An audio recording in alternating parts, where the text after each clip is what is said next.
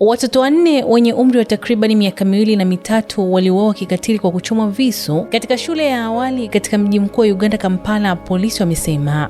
Wavulana 3 na msichana mmoja walifariki papo hapo, alisema msemaji wa polisi, ambaye aliongeza kuwa mshukiwa alitumia zaidi ya kisu kimoja katika shambulio hilo la asubuhi. Mwanaume mwenye umri wa miaka 39 amekamatwa na kuhojiwa, huku uchunguzi ukiendelea kubaini nia yake, historia yake na mazingira mengine yote yanayohusiana na uhalifu huo wa kutisha. Kulingana na taarifa ya jeshi la polisi la Uganda iliyochapishwa kwenye mtandao wa X, wazazi wenye hasira kali walijaribu kumshambulia na kumuua kabla ya kukamatwa kwake. Shirika la habari la AFP lilimnukuu msemaji wa polisi Rachel Kawala akisema, video zilizosambazwa kwenye mitandao ya kijamii zinaonyesha matokeo ya tukio hilo, zikionyesha makundi ya watu wenye hasira na huzuni, baadhi wakihuzunika kuwa ni wazazi wanaotafuta habari kuhusu watoto wao. Kawala alisema mshukiwa alikuwa akitembelea hivi karibuni shule ya Gaba Early Childhood Development Program kuulizia usajili wa mtoto, na aliambiwa arudi siku ya Alhamis. Alilipa ada ya kujiunga, na baada ya hapo akaendelea kuwashambulia watoto hao na kuwaua 4 papo hapo.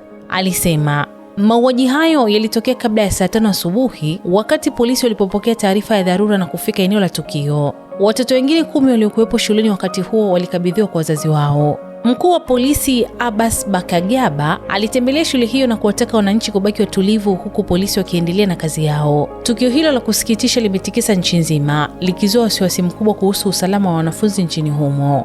Mimi ni Bahati Limo na hii ni Simulizi na Sauti.